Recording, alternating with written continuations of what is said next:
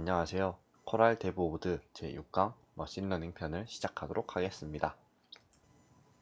이번 시간에는 머신러닝의 기초에 대해서 한번 알아보도록 하겠습니다. 머신러닝은 이름 그대로 기계의 학습을 의미합니다. 스스로 학습하는 것을 의미하는데요. 우리가 유년 시절에 무언가를 배워가는 경험을 생각하면 이해하기가 쉽습니다. 예를 들어서 다음 두 사진을 보겠습니다. 하나는 라마의 사진이고 하나는 알파카의 사진입니다. 두 개가 어떤 건지 구분이 가능하신가요?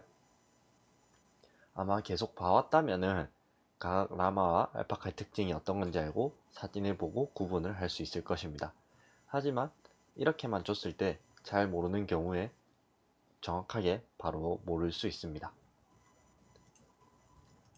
그럼 여기서 라마 같은 경우에는 특징으로 털이 작고 몸집이 큰 편에 속합니다. 하지만 알파카는 털이 되게 많고 몸집이 작은 편에 속합니다. 이 특징을 보고 다시 사진을 봤을 때 구분이 가능하신가요?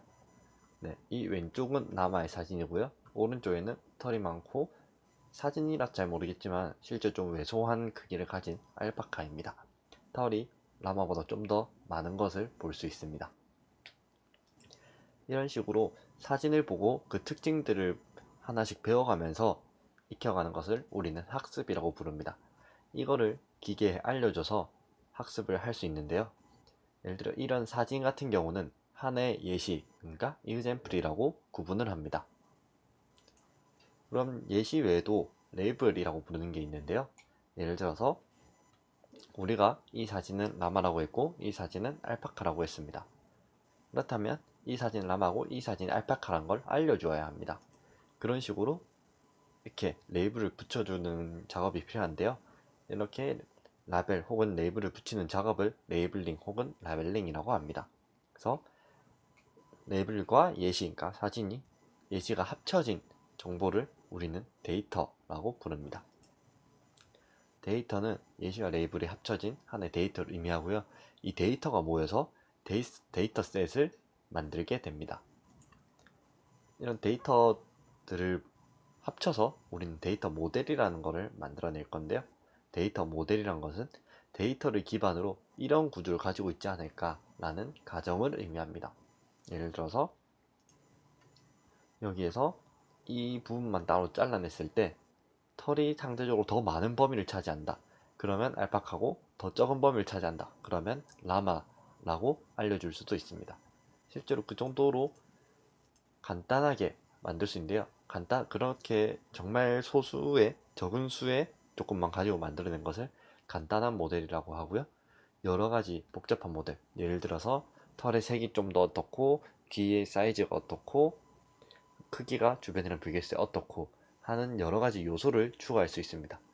그럼 해당 요소는 복잡한 모델이라고 제가 부르게 되는데요. 복잡한 모델은 좀 더 유연한 구조를 가지게 됩니다. 간단한 모델 같은 경우는 단순한 걸 해결하기 용이한 만큼 만약에 복잡한 관계, 예를 들어 알파카인데 좀 멀리서 찍어서 크게 나온다거나 거기에 좀 마른 혹은 털을 민 다음에 찍은 사진이다. 그러면은 라마라고 인식할 수 있습니다. 그런 경우에는 복잡한 관계가 되기 때문에 오차율이 증가한다고 볼 수 있습니다. 복잡한 모델은 좀 더 여러 가지를 파악할 수 있지만은 예외 사항이 여러 가지 생기기 때문에 그에 대한 노이즈가 많이 끼게 됩니다. 그래서 상황에 맞춰 적절히 만들어 주시면 되겠습니다. 이제 엠리스트라는 것을 사용해 볼 것인데요.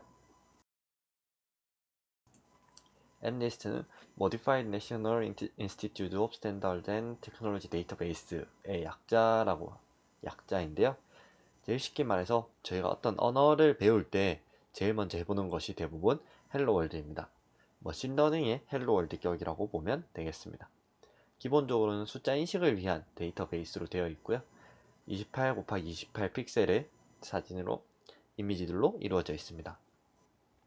트레이닝과 학습을 위해서 약 6만 개의 이미지가 있고 테스트를 위해서 1만 개의 이미지가 있습니다.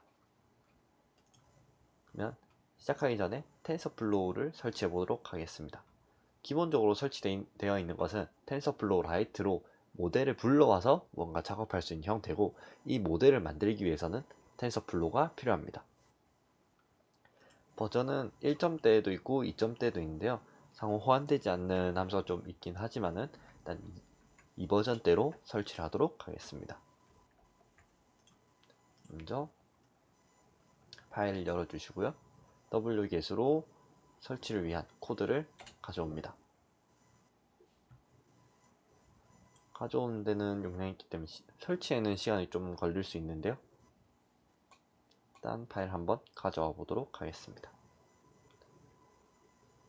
다음으로 설치를 위해서 필요한 패키지들을 설치해 주고요. 설치가 되어 있어서 별다른 것 없이 진행했습니다. 보시면 WHL 파일이 다운로드 되어 있는 것을 볼 수 있습니다. 다음으로 PIP를 이용해서 해당 파일을 설치해 줍니다. 해당 설치에는 시간이 좀 오래 걸릴 수 있는데요. 예를 들어 gRPC-IO 같은 경우에는 소스코드 용량이 있어서 시간이 좀 오래 걸릴 수 있습니다. 저는 이미 설치가 되어 있어서 바로 완료가 되었는데요.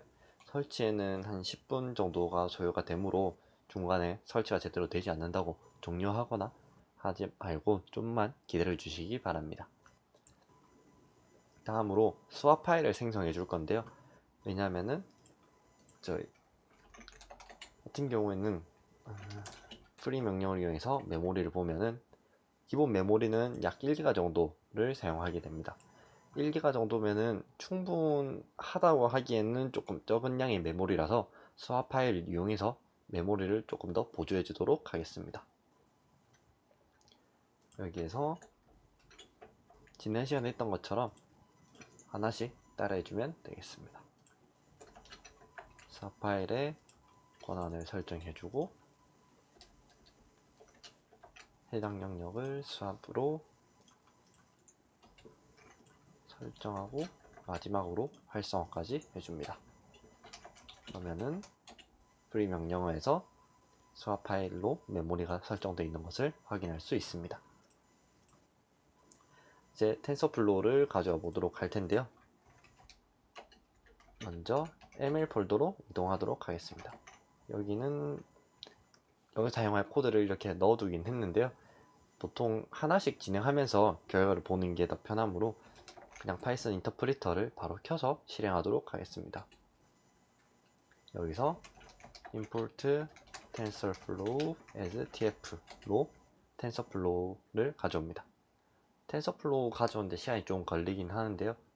그렇게 오래 걸리진 않으므로 잠깐만 기다려 주시면 되겠습니다. 그리고 텐서플로우 안에는 케라스 통해서 데이터셋을 가지고 있습니다. 해당 데이터셋을 가져옵니다. 데이터셋을 가져오고 가져온 데이터셋에 파일들을 불러옵니다. 만약에 파일이 없다면 처음 다운로드가 진행될 수 있는데요. 다운로드를 바로 진행해 주시면 되겠습니다. 다음으로 정규화 과정을 거치게 됩니다. 255로 나누는 경우는 우리가 컬러 값 같은 경우는 여기는 그레이스케일로 된 이미지가 들어가 있는데요. 그레이스케일은 각 픽셀이 0에서 255라는 값을 가집니다. 예를 들어서 엑스트림 보면은 0번을 보겠습니다. 그러면 이렇게 이미지가 있는데요. 이 해당 이미지가 어떤 것인지는 아직 정확히 모릅니다. 단 각 픽셀의 밝기 값을 이렇게 0에서 내려보시면 253 정도까지 올라가 있는데요. 최대 255까지 표현하게 되어 있습니다. 하지만 0에서 255일 수도 있고 밝기 값이 0에서 16일 수도 있고 여러가지 과정이 있을 수 있기 때문에 이것을 255로 나눠서 0에서 1 사이의 값으로 변환을 시켜줍니다. 이 과정을 정규화라고 하고요. 정규화를 거치게 되면 밝기가 다양한 이미지가 들어와도 균일하게 데이터를 받아낼 수 있습니다. 복사해서 정규화를 거쳐줍니다. 정규화의 시간이 좀 걸릴 수 있고요. 바로 완료되었습니다. 다음으로 모델을 생성해 줍니다. 모델의 드롭아웃은 한 20% 정도, 인풋 이미지 크기랑 밀도 등을 설정해 주고 또 라벨이 10개 있다는 것 등을 알려줍니다. 복사해서 모델을 생성해 줍니다. 그러면 모델이 이렇게 생성이 되었고요. 다음으로 모델을 컴파일을 진행해 줍니다. 여기서 이제 모델 트레이닝 하기 전에 콜백 함수를 하나 만들어 줄 텐데요. 이 콜백 함수는 어큐러시가 99%가 넘어가면은 종료되게 하는 그런 함수입니다. 이거 없이 정해진 여기 FGS를 다 채워도 되긴 하지만은 99%가 넘으면은 크게 차이가 나지 않으므로 이 콜백 함수를 이용해서 만약 일정량을 넘으면은 중지시켜 주도록 하겠습니다. 콜백 함수를 등록해주고 이제 트레이닝을 진행해 줍니다. 트레이닝 할 때 메모리를 좀 사용하게 되는데요. 만약에 MDT 등으로 연결이 가능하다면은 메모리 사용량을 보고 계셔도 괜찮습니다. 최대 여기서 50번까지라고 적어 주었으므로 1분 50이 진행이 되고요. 6만 개 정도 트레이닝을 한번 하는데 개당 약 한 22초 정도 소요가 되었습니다. 처음에 구동되는 것을 보면은 6만 개 꽤 빨리 트레이닝이 가능하고요. 네, 하나인데 처음에 한 30초 정도가 소요가 되었네요. 다음으로 두 번째도 트레이닝이 얼마나 시간이 소요되는지 한번 확인해 보겠습니다. 트레이닝 결과는 옆에 로스가 나오고 여기 어큐러시가 나오게 됩니다. 어큐러시가 높으면 높을수록 좋은 거긴 한데요. 그에 비해서 로스도 적어져야 되는 것을 확인할 수 있습니다. 여기도 약 22초 정도 진행이 되고요. 99% 정도 어큐러시를 맞추는데 약 빠르면은 한 15번째, 늦으면은 한 20번째 초반대 완료가 됩니다. 25번째가 넘어가면은 뭐 다른 요소가 있을 수 있으나 또 어큐러시가 증가되고 있는지 등을 파악해서 진행해 주시면 되겠습니다.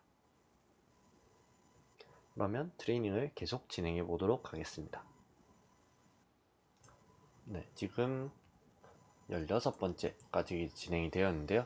16번째까지 진행이 되었을 때 어큐러시가 0.9895 정도 나오고요. 여기서부터 계속 상승하다가 조금 상승률이 줄어든 것을 볼 수 있습니다. 이 정도면 이번에 0.99를 통과하거나 또 20번 이전에는 통과할 것으로 보입니다. 올라갈수록 줄어든다는 게 여기선 증가가 없었고 여기서도 0.0001만 증가한 것을 확인할 수 있습니다. 이 모델은 이제 어떻게 학습시키냐에 따라서 차이가 있을 수 있기 때문에 저는 18번째까지 진행이 되어서 최종적으로 0.9906 어큐러시로 마무리하였습니다. 다음으로 방금 만든 모델을 한번 검증해 보도록 하겠습니다. 아까 엠리스트에는 6만 개의 트레이닝용 데이터랑 1만 개의 테스트용 데이터가 있다고 말씀드렸습니다. 여기에서 테스트용 데이터를 이 evaluate 함수를 사용하면은 테스트 데이터를 확인할 수 있습니다. x테스트 같은 경우는 이렇게 보면 약 28 곱하기 28이 1만 개 정도 존재한 걸 알 수 있고요. y테스트 같은 경우는 이 함수들의 라벨링이 되어 있습니다. 보면 뭐 7, 2, 1 순으로 해서 0에서 9까지 각 이미지가 어떤 것인지를 보여줍니다. 예를 들어서 x 테스트의 0번은 이런 값을 가지고 있는데요. 이제 정교화가 됐으니까 0에서 1 사이 값을 가지겠죠. 이 데이터가 y 테스트의 0번, 그러니까 7이라는 값이네요. 이 숫자들이 이제 7이라는 숫자 이미지의 값이라는 것을 알려주는 것입니다. 그러면 evaluate로 검증을 한번 해보도록 하겠습니다.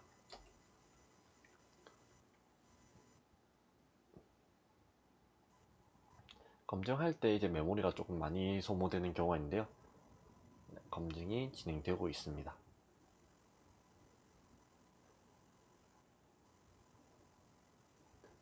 검증은 한 1만 개 정도라서 그렇게 오랜 시간, 아까 트레이닝에 비해서는 그렇게 오랜 시간 소요되지 않습니다.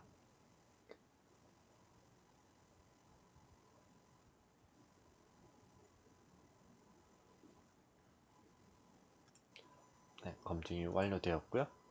여기서 정확도가 0.9797 정도 나왔네요. 그러면은 1만 개 했을 때 한 200개 좀 더, 이렇게 203개 정도가 제대로 맞지 않았다는 것을 의미하겠네요. 이게 왜 100%가 안 되냐라고 할 수 있는데, 저희가 16번 정도밖에 학습을 시키지 않았고, 데이터셋도 6만 개 정도면은 충분하다면 충분할 수 있는데, 어떻게 보면 작다고도 표현할 수 있습니다. 그리고 멀리서 보거나 여러 가지 노이즈가 있을 수 있기 때문에 이 정도면은 꽤 잘 나온 편이라고도 말할 수 있습니다.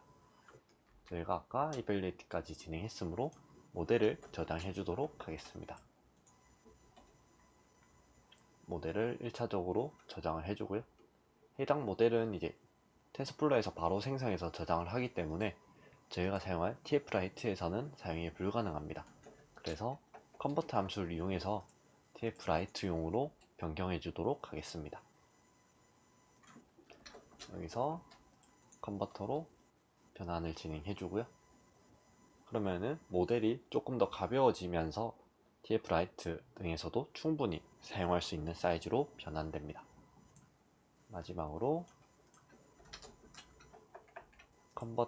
converted의 mlist model.tfwrite로 저장을 해주겠습니다. 네, 저장이 완료가 되었고요. 저장이 완료가 되었으면은 나가서 모델 파일을 한번 확인해 보도록 하겠습니다. 보면은 models라는 폴더가 있고요. models 안에 converted mlist model.tfwrite 이 파일을 이제 가져와서 사용할 것입니다. 그리고 mlist로 들어가서 보면 사용했던 모델들이나 변수 등이 저장되어 있는 것을 볼 수 있습니다.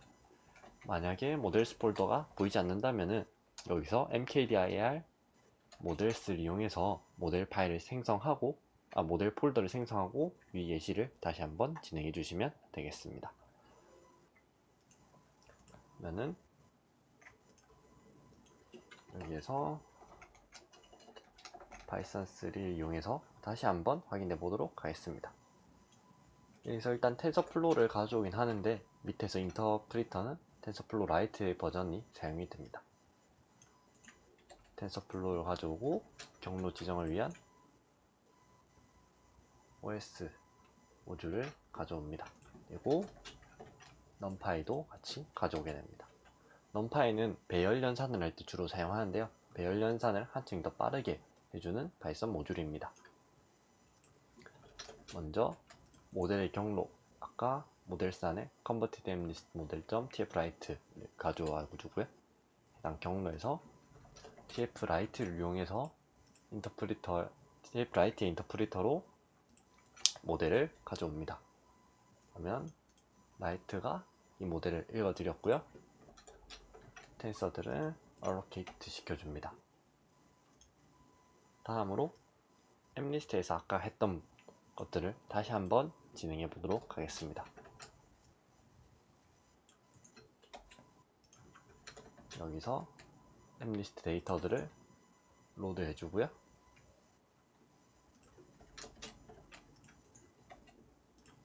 정규화를 다시 진행해 줍니다. 그리고 evaluator를 가져올 건데요. evaluator.py라는 파일을 생성해 두었고요. 해당 모듈을 가져와서 evaluate 모델을 진행해 줍니다.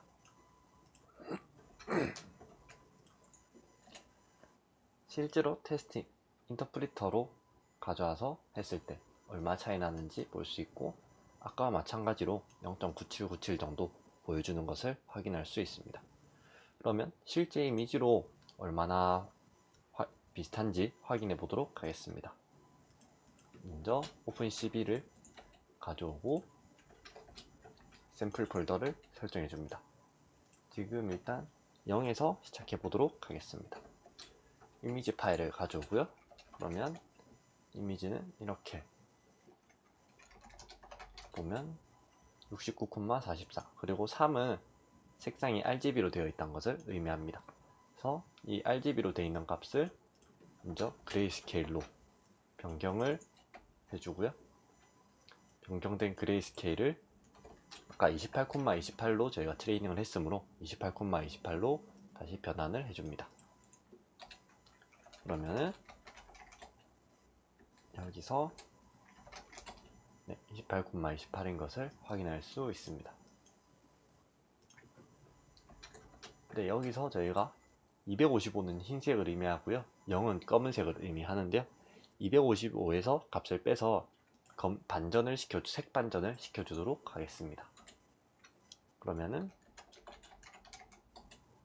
아까와 달리 255는 0이 되었고 가운데 이런 0인 부분은 다시 255가 된 것을 확인할 수 있습니다.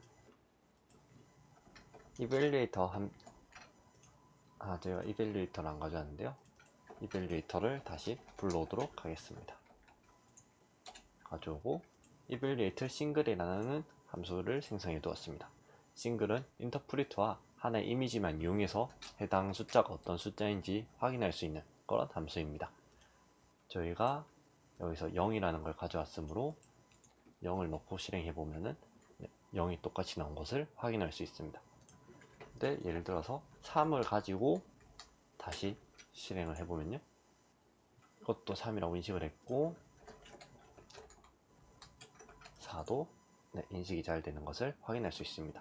헷갈릴 수 있는 7 같은 숫자를 했을 때 7은 어떻게 보면 이렇게 7로 썼을 때와 2로 썼을 때가 살짝 헷갈릴 수 있습니다. 이렇게 오차가 이런 부분에서 이제 오차가 발생하게 되고요. 8로 했을 때도 지금 3이라고 인식을 했는데요. 8이나 3, 2와 7 같이 인식이 힘든 숫자가 있는 반면 5와 9도 헷갈릴 수도 있겠네요. 5를 넣었을 땐 5가 나오고 9를 넣었을 때는 9도 3으로 지금 인식을 하고 있는 상황입니다. 이런 식으로 머신러닝이 완벽하진 않지만은 그래도 0은 정상으로 인식이 되네요. 이런 식으로 숫자들이 잘 들어왔는지 엠네스티를 이용해서 확인이 가능합니다. 이 같은 경우는 제가 임의로 생성해둔 png 파일인데요. 어떤 파일인지 열어보면은 이런 식으로 글자들을 하나씩 써서 이미지로 저장해 둔 것입니다. 손글씨로 했을 때 또 결과가 어떻게 나오는지 다양한 확인이 가능합니다. 이것으로 엠네스티를 이용해서 간단하게 숫자 인식해 보던 것을 마치도록 하겠습니다. 감사합니다.